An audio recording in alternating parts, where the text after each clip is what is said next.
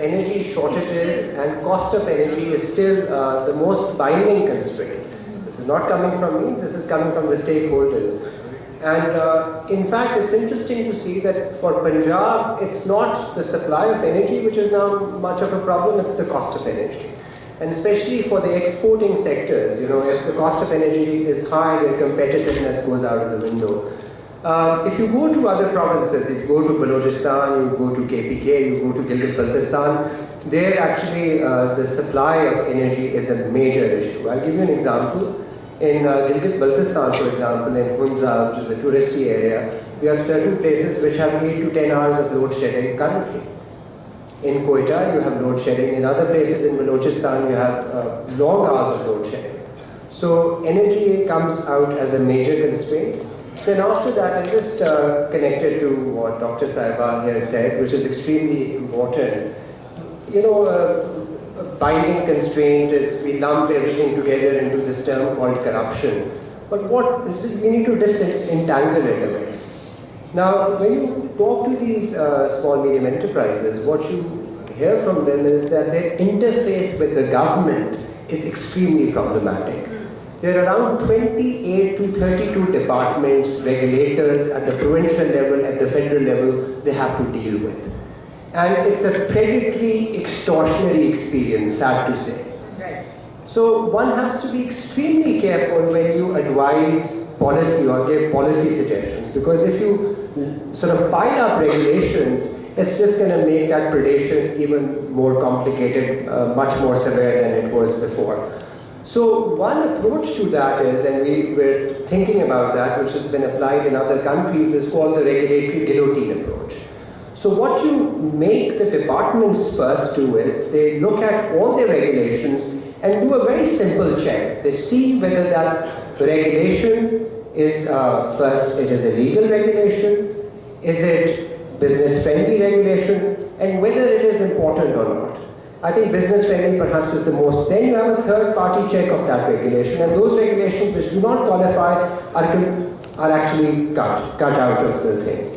So, and what you see is, if you look at, for example, the Labour Department, there are a lot of regulations that are completely outdated. So these are used to actually extract rents. And for smaller enterprises, as was mentioned, they cannot afford to have lawyers, they can't afford to have a person whose just job is to have somebody who's dealing with the government interface.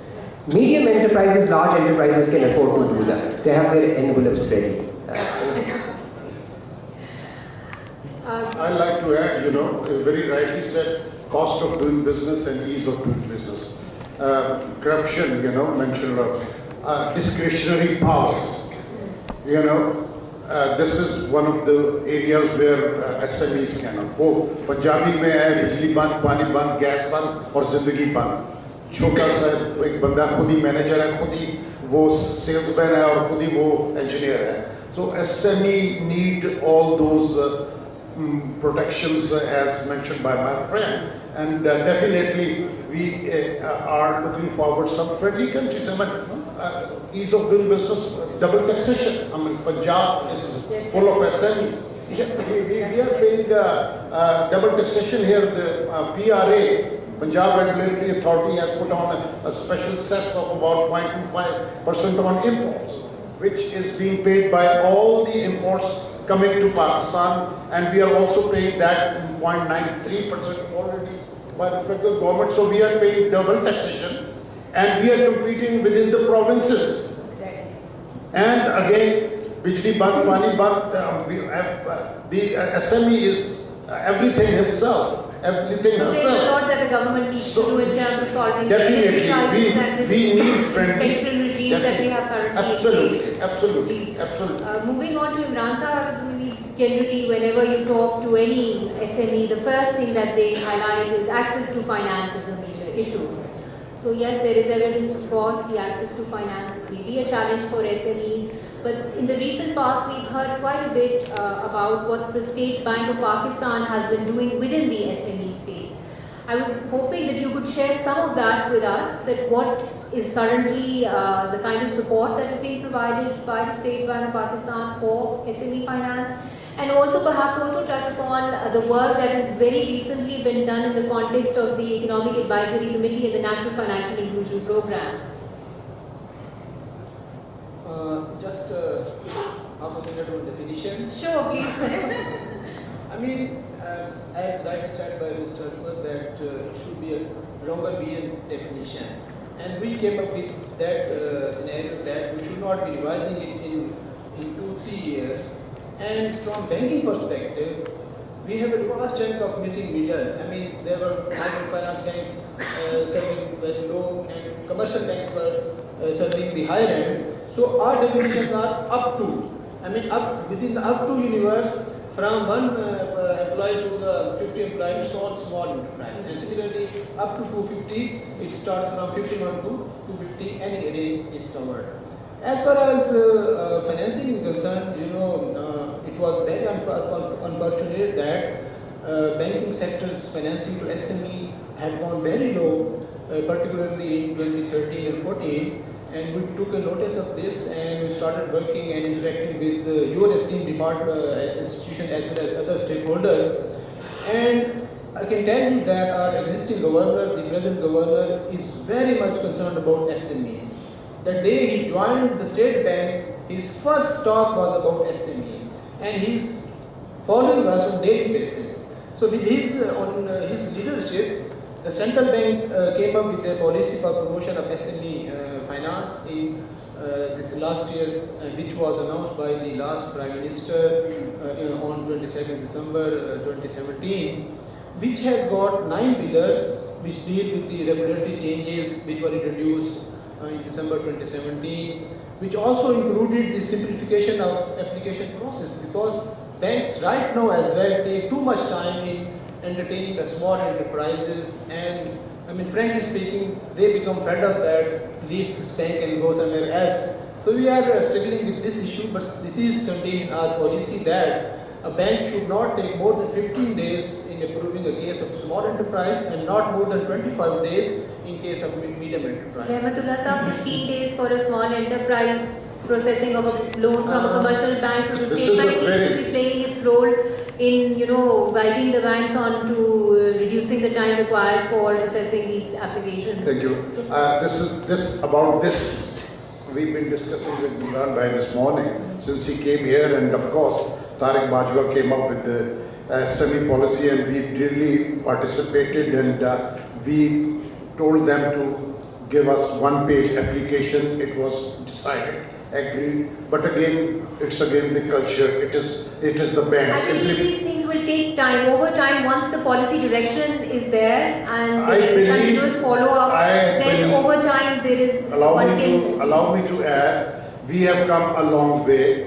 We have better policies now, and we need implementation. As I said, the culture. The banks are required to now act for SMEs, which is not there. And as State Bank of Pakistan being implementer, they must look into the implementation. And we've been talking that we will be having some sort of progress coming, and we'll come to know that how many applications have been and what have been granted and what is pending, because SMEs are the people who are depositing most of the deposit portfolio. If you look into the deposit portfolio of SMEs, it is 87% of the deposit portfolio, and they are, when they go for loan, they are begging, and they are not even given 30%. That is here, State Bank. And when we look into the portfolio of deposit of mega industries, they are even less than 60%, but their portfolio for lending is almost like over 87% of the money is taken. So ये सफेद हाथी जो बैठे हैं, including government, we have to look into it. This money should be given to SME for industrialization. I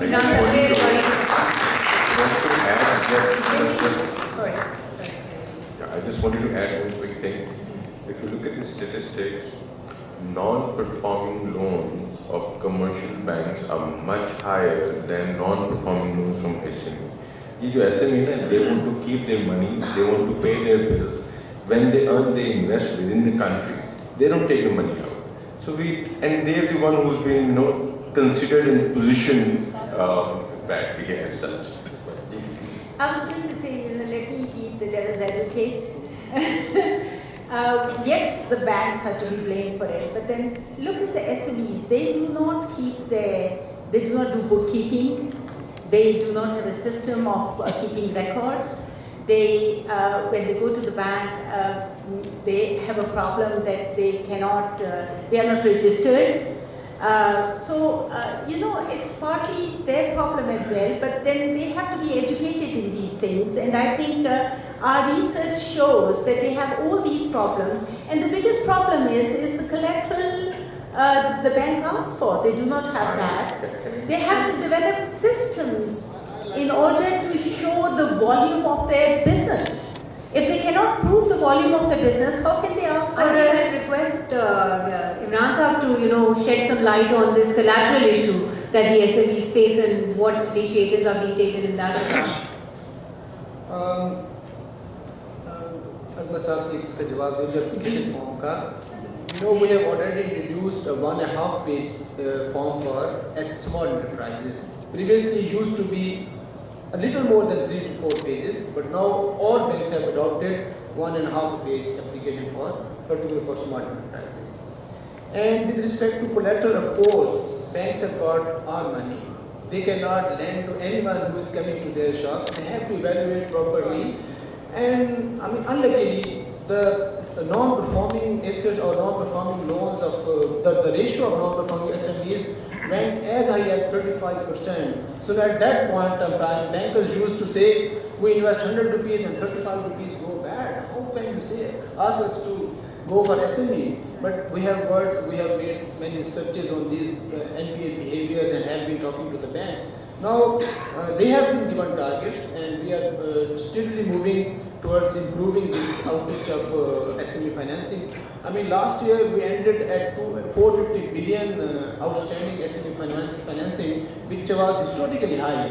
And by the end of this year, we hope to go more than 500 billion SME financing. But of course, this is not enough. We have to travel a lot. And with respect to the issues of bookkeeping, annual accounts, auditing, you have rightly said that they are facing problem, and of course SMEDA is doing a lot in this direction. They have got digital development services, but we have asked banks to introduce non-financial advisory services within their domain. They should not only be focusing on financing part, their people should be business development managers, or I was just talking this morning with Mr. Raja Hassan, that will hold a conference or a seminar for bankers how to improve the non-financial advisory services by banks. And with respect to collateral, at this point of time, we have a credit guarantee scheme we run on the strength of funds provided by UK's DFID. But of course, with these funds, we are not able to hedge or protect guarantees to the large amount of SME exposure. So we are going to form a credit guarantee company which will provide this coverage to the SME portfolio of the banks. Last day, we had a discussion on the final presentation of the credit guarantee company, which has been prepared by a company include. Hopefully, by March, this company will be incorporated, and by June or maybe at most the next quarter, it will become operational, and it will be able to, and similarly, as small enterprises don't have physical or immovable collaterals to offer to the banks, they have their immovable items. At this point of time, charge cannot be created on such assets. So we are going to set up a collateral registry that will create charge on movable assets of the small enterprises, on the basis of which banks will be able to increase financing to those entities. And just last word that, it has been said the cost of fund is higher in Pakistan, and we are trying to reduce this cost of financing by offering refinance schemes. We have scheme for plant and machinery,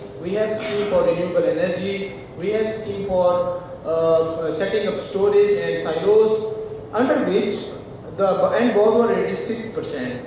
And for women entrepreneurship, we have a scheme under which it can 1.5 million can be lent to women borrowers at a rate of 5%. And you see that for other schemes we have a rate of 6%, and for women borrowers we have a rate of, and above that, in other schemes, the 6% is distributed between the central bank and the commercial bank.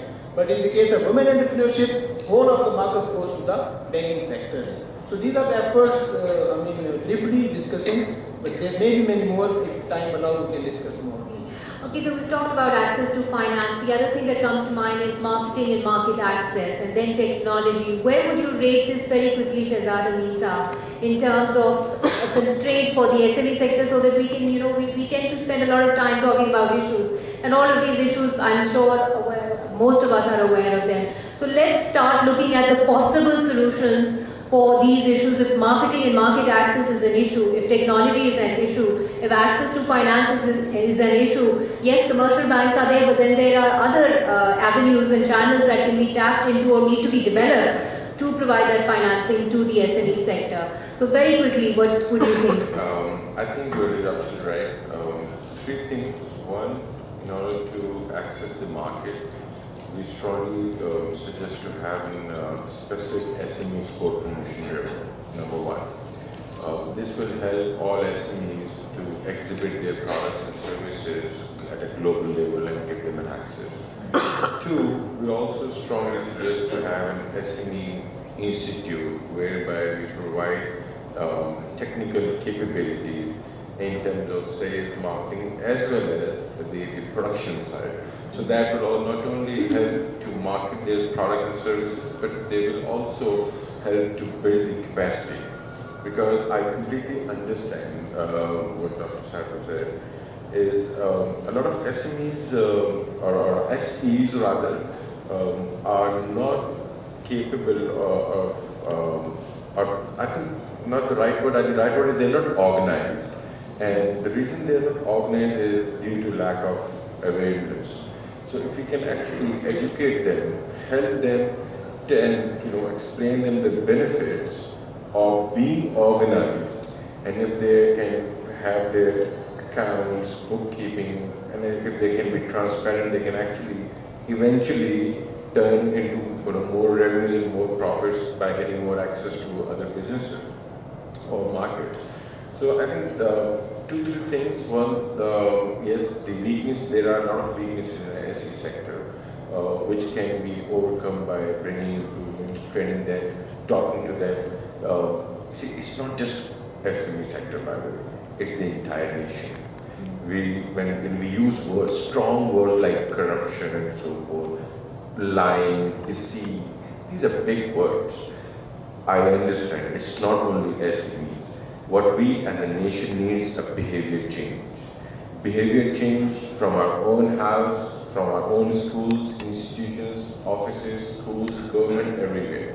And same like SMEs. If we can bring a new behavior change among SMEs, that's one. Two, talking about marketing, export promotion, focusing only SME is the key to roadmap for the new markets. And giving them another thing is from a market perspective that because of this foreign currency devaluation, most of the exports, we need to focus on export. Everybody is talking about export, but how do we do that? Probably 30% of our products, in generally, I'm talking very categorically, has imported raw material. So at least when we have to have a policy whereby when we want to export that product, so the portion of the import raw material, the import, needs to be waived off. Only then we'll be able to compete in international market. So we need to find ways how can we really compete and get more markets and get new markets. That's Thank you. Talking about access to the finance, I believe we should have some sort of organization like venture capital fund or guarantee fund, which is being talked about for many years and it's not there. Then we come to the technology and the market thing, which is being discussed here. I believe that the things are changing all over the world. I have studied the market and the countries which are younger to us. They have gone 45 So million. there are a lot of lessons for us to They learn from are them, working actually. on cluster development. Cluster development is like common facility centers. These centers are required because international buyer is now looking forward to make their purchases from only those countries where these clusters are working, because clusters are providing you technology, management, designing and competitiveness and all the things, including intellectual property rights. And I have seen that Bangladesh has gone almost like 200 clusters in these times, and we're talking about India. They are a big country, but they have 4,000 clusters. In Pakistan, we have not really, talking about the sectors, we have great sectors available which are definitely multi-billion-dollar exporting sectors, but we are not paying attention to that. Thanks to SMEDA with these limited resources. Last year we were able to put up almost like 10 clusters, but 10 clusters are not sufficient. We have over 100 sectors of industry which can promote export, and we need to establish those clusters. For those clusters, we must start working now if we really want to promote SMEs and promote exports. So that's in terms of the kind of approach that has to be, that you were suggesting to adopt for promotion when of you are talking SMEs, about the cluster-based marketing, approach, yes. when you are talking about the marketing is market. The person who wants to make purchases is looking, he's sitting in the United States of America and he looks where environment is being handled, where technology is being handled, where the competitiveness is going on, where the skill development is going on. They come accordingly, and we have to follow all these prescriptions to promote our exports. Just to one quick point up here, just to add on to those things. And when you talk about marketing now, look at the global requirement. Buyers are now looking for value-added products, value-added services. We cannot just simply export a bag of rice. It's a big no now. Nobody does that. And we're still standing, trying to sell a bag of rice or a bag of sugar or whatever. We need to come up with value-added products. And that's where we can charge big premiums as well. In order to build value-added products, we need two things: the processing equipment and the right skill set or knowledge. If we can get processing equipment through better rates, better interest from our financial institutions, and if we can get the technical capabilities from SMEDA or other institution bodies, then I think we are equipped to produce value-added products which are marketable, and with export promotion where we can achieve. When we talk about market access,